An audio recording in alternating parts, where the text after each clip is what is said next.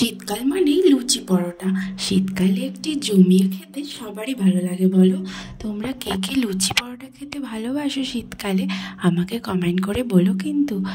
আর আমি আজকে একটা দারুণ পরোটার রেসিপি তোমাদের সাথে শেয়ার করব, যেটা পুরোপুরি আমি নিজের মাথা থেকে বার করেছি। হ্যাঁ হ্যাঁ, এই ছোটো মাথা থেকেই আমার এই রেসিপিটা বেরিয়েছে। যেই মেয়ে কোনোদিনও রান্না করতো না, সে আজ এই নতুন নতুন রেসিপি করছে।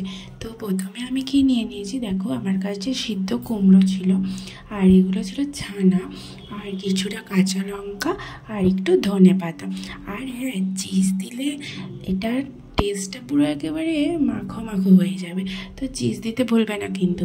আর তার সাথে একটু নুন দিয়ে দেবো, আর চিনি দিয়ে দেবো। চিনি কেন দিলাম জানো?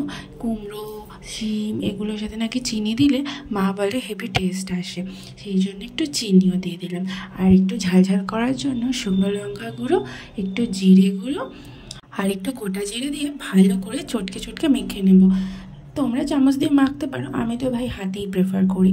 আমি ভালো করে হাত ধুয়ে নিয়েছি, কিন্তু আবার সবাই বলো না তুমি হাত ধোনি, এমনি এমনি মেখে নিয়েছো। দেখো, আমি রান্না করার আগে একটু হাইজিন মেনটেন করি, তো হাত দিয়ে একটু ডোলাটা মেখে নেব, যেন লাম্পস না থাকে। ভালো করে মেখে নিতে হবে, কেননা বেশি যদি লাম্পস থাকে তাহলে তুমি যখন পরোটার মধ্যে পুরটা দেবে তখন ফেটে যাবে।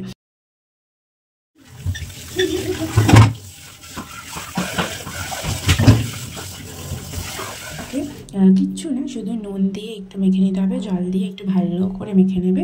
আর তারপরে আটা মাখা হয়ে গেলে আমরা এই পুরটা দিয়ে তৈরি করব পরোটা। বিয়ের আগে শুধু আটাটাই মাখতে জানতাম, রুটিটা করতে জানতাম না, জানো? ভালো মতো গোল হতো না, আর ভাজতে গেলে না পুরো পাঁপড়ের মতো হয়ে যেত। তো ওই ভয়েতে রুটি করতাম না, আমার মা দিতও না আমাকে কোনোদিনও রান্না করতে। তো সেই প্র্যাকটিস না করে করে যা হয়, তোমার যদি কোনো কিছু প্র্যাকটিসই না করো তাহলে তোমার দক্ষতা বাড়বে কী করে?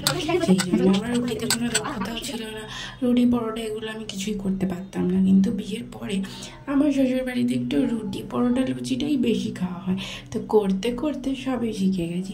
অনেকে বলেন ও তো রান্না পারে না, আসলে সত্যি কথাটা কি জানো তো, রান্না পারা বা না পারাটা পুরোপুরি নিজের উপর। আমি মনে করি যে কোনো জিনিসই পারা বা না পারাটা নিজের উপর। মানে আমি যদি মনে করি হ্যাঁ আমি পারবো, আমি করব, আমার যদি করার ইচ্ছা থাকে, তাহলে মানুষ যে কোনো কিছু করতে পারে। যখন সেই ইচ্ছাটা থাকে না, তখনই মানুষ পারে না। তো আমার কাছে এই না শব্দটা না খুব বেশি বিরক্তিকর। আমি জীবনে নাটাকে সবসময় অ্যাভয়েড করি। আমি মনে করি সব কিছু হ্যাঁতেই চলা উচিত।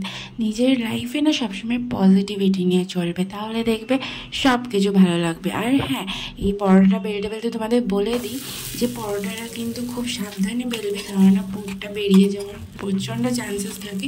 আমি তাই ধীরে ধীরে খুব বেলেছি। আর তারপরে একটু অল্প অল্প তেল দিয়ে, আমি একটু অল্প তেলই প্রেফার করি, কেননা ভুঁড়িটা তো দিনকে দিন বেড়ে যাচ্ছে।